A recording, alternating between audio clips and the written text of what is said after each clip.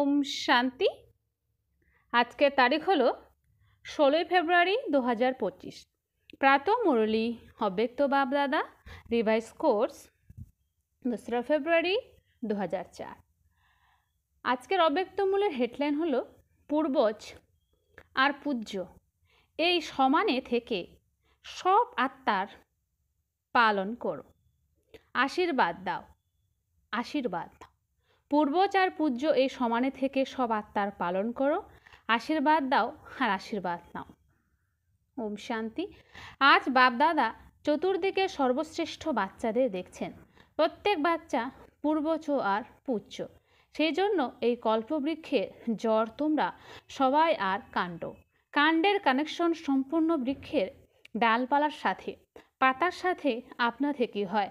তো সবাই তোমরা নিজেকে সম্পূর্ণ বৃক্ষের এমন শ্রেষ্ঠ পূর্বজ আত্মা মনে করো। যেমন ব্রহ্মাকে গ্রেট গ্রেট গ্র্যান্ডফাদার বলা হয়ে থাকে, তার সাথে তোমরাও মাস্টার গ্রেট গ্রেট গ্র্যান্ডফাদার। পূর্বজ আত্মাদের কত সমান রয়েছে সেই নেশাতে থাকো তোমরা। সারা বিশ্বের আত্মাদের সাথে সে যে কোনো ধর্মের আত্মা হতে পারে, কিন্তু সকল আত্মার কাণ্ডরূপে আধার মূরত পূর্বজ তোমরা। সেই জন্য পূর্বজ হওয়ার কারণে পূজ্যও তোমরা। পূর্বজ দ্বারা আপনা থেকেই সব আত্মার সাকাশ লাভ হতে থাকে। ঝাড়কে পূর্ণ বৃক্ষ দেখো, কাণ্ড দ্বারা, মূল দ্বারা, লাস্ট পাতারও সাকাশ প্রাপ্ত হতে থাকে। পূর্বজের কার্য কি? পূর্বজের কার্য হলো সবার পালন করা। লৌকিকেও দেখো, স্থূল ভোজনের মাধ্যমে হোক বা পঠন পাঠনের মাধ্যমে হোক, পূর্বজগণের দ্বারাই তোমাদের শক্তি ভরার পালনা হয়ে থাকে। তো বাবার থেকে প্রাপ্ত হওয়া শক্তিতে তোমরা সব পূর্বজ আত্মার পালনা দ্বারা সর্ব আত্মার পালন করতে হবে।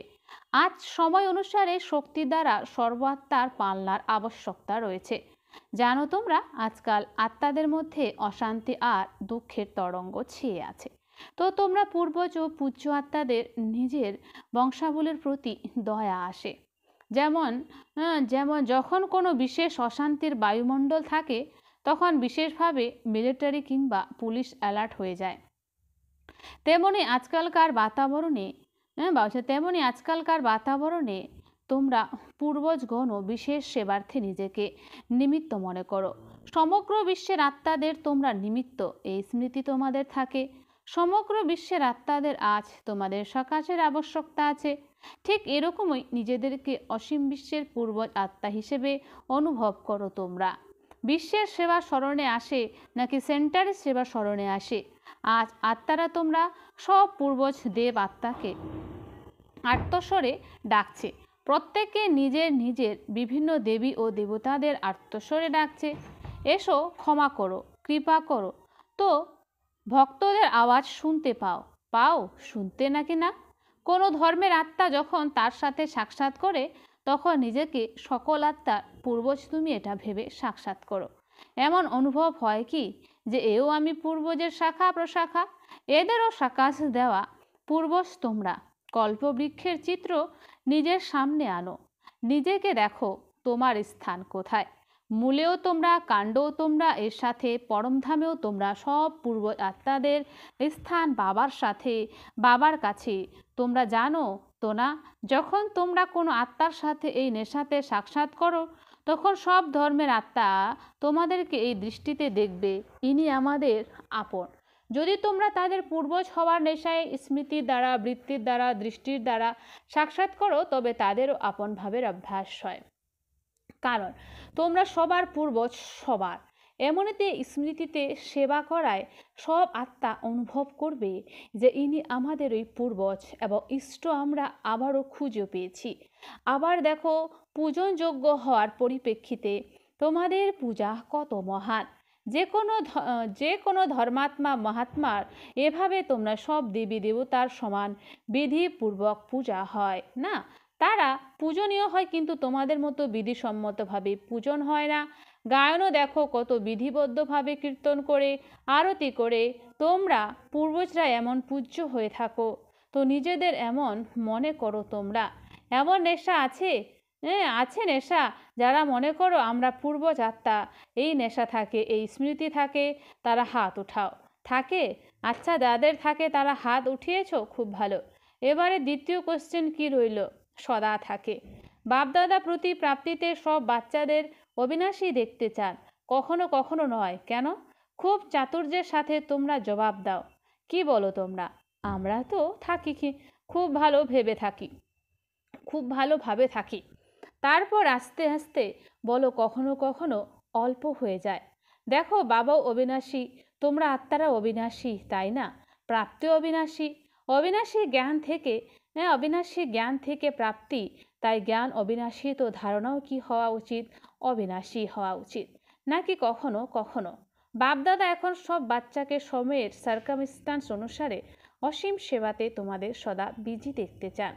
কেননা সেবাতে বিজি থাকার কারণে অনেক রকমের চাঞ্চল্য থেকে তোমরা রক্ষা পাও। কিন্তু যখনই সেবা করো, প্ল্যান বানাও আর প্ল্যান অনুসারে প্র্যাকটিক্যালেও আসো, তখনই সফলতাও প্রাপ্ত করো। কিন্তু বাপদাদা চান যে একই সময়তে 3 সেবা একত্রে হোক। শুধু বাঁচা যেন না হয়, মনসা হোক, বাঁচা হোক আর কর্ম না। অর্থাৎ যখন সম্বন্ধ সম্পর্কে আসবে তখনও সেবা হতে হবে। সেবার ভাবনা হোক। এই সময় বাঁচার সেবার পার্সেন্টেজ বেশি, মনসা আছে কিন্তু বাঁচার পার্সেন্টেজ বেশি। একই সময়ে 3 সেবা একসাথে হওয়াতে সেবাতে সফলতা আরও বেশি হবে। বাপদাদা সমাচার শুনেছেন যে এই গ্রুপেও ভিন্ন ভিন্ন বর্গ থেকে এসেছে এবং সেবার প্ল্যান ভালোই বানাচ্ছে, ভালো করছে, কিন্তু 3 সেবা একত্রে হলে সেবার স্পিডে আরও বৃদ্ধি হবে। চতুর্দিক থেকে সব বাচ্চা পৌঁছে গেছে। এটা দেখে বাপদাদাও খুশি হন। নতুন নতুন বাচ্চারা উৎসাহ উদ্দীপনার সাথে পৌঁছে যায়। এখন বাপদাদা সব বাচ্চাকে সদা নির্বিঘ্ন স্বরূপে দেখতে চান। কেন? নিমিত্ত হওয়া। তোমরা যখন নির্বিঘ্ন স্থিত থাকবে, তখন বিশ্বের আত্মাদের সমস্ত সমস্যা থেকে নির্বিঘ্ন বানাতে পারবে। তার জন্য বিশেষ 2টো বিষয়ে আন্ডারলাইন করো। তোমরা করো, কিন্তু আরও আন্ডারলাইন করো। এক তো প্রত্যেক আত্মাকে নিজের আত্মিক দৃষ্টিতে দেখো, আত্মার অরিজিনাল সংস্কারের স্বরূপে দেখো। যেমনই হোক, সংস্কারের আত্মা হোক না কেন, কিন্তু সব আত্মার প্রতি তোমার শুভ ভাবনা, শুভ কামনা, পরিবর্তনের শ্রেষ্ঠ ভাবনা তাদের সংস্কারকে অল্প সময়ের জন্য পরিবর্তন করতে পারে। আত্মিক ভাব ইমার্জ করো।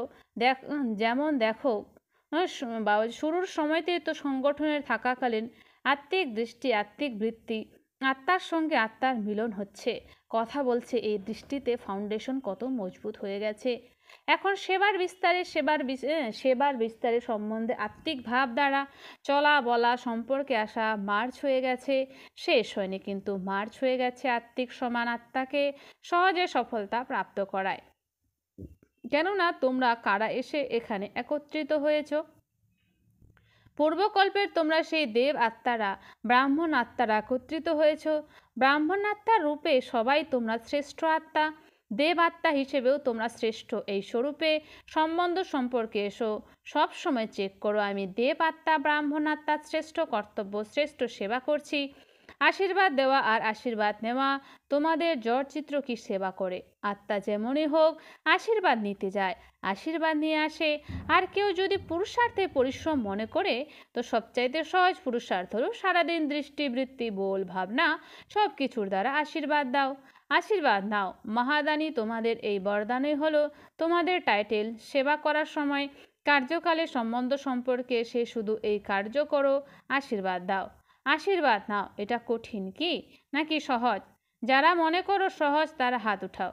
কেউ যদি তোমাদের অপোজিশন বিরোধিতা করে, তবে তবু আশীর্বাদ দেবে? আশীর্বাদের এত স্টক আছে তোমাদের কাছে? অপোজিশন তো হবে, কেননা অপোজিশনই পজিশন পর্যন্ত পৌঁছে দেয়। দেখো, সবচাইতে বেশি অপোজিশন হয়েছে ব্রহ্মা বাবার, হয়েছে না? আর কে নম্বর 1 পজিশন লাভ করেছেন? ব্রহ্মা পেয়েছেন। বাবা বলেছেন, তাই না? যা কিছু যাই হোক, কিন্তু আমাকে ব্রহ্মা বাবার সমান আশীর্বাদ দিতে হবে। ব্রহ্মা বাবার সামনে কি ব্যর্থ করার কেউ ছিল? ব্যর্থ বলার কেউ ছিল না? জিজ্ঞাসা করছে। কিন্তু ব্রহ্মা বাবু শুভ ভাবনা দিয়েছেন।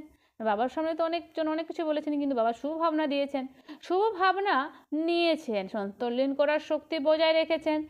বাবার বাচ্চা বদলে যাবে, ঠিক এভাবেই তোমরা এই দৃষ্টিতে রাখো।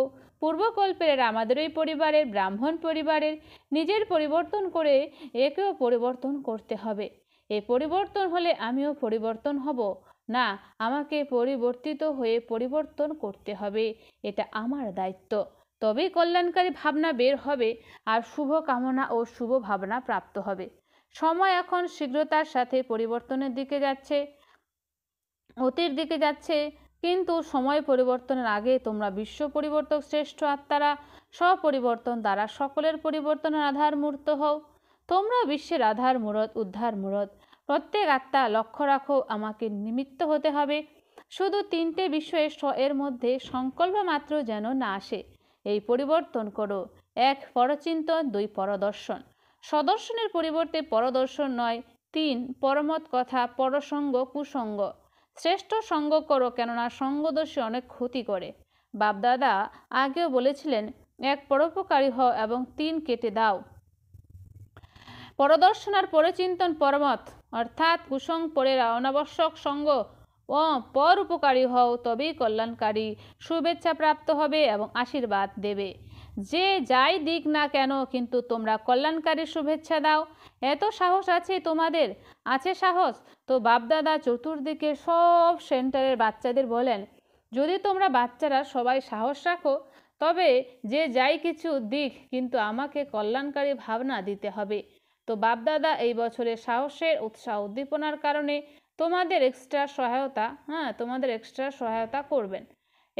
সহায়তা করবেন। কিন্তু যদি তোমরা আশীর্বাদ দাও, তবেই মিক্স করো না। বাপদাদার কাছে সমস্ত রেকর্ড আসে তো না, সংকল্প কল্যাণকারী ভাবনার বদলে যেন অন্য কিছু না থাকে। সাহস আছে? যদি থাকে তবে হাত উঠাও।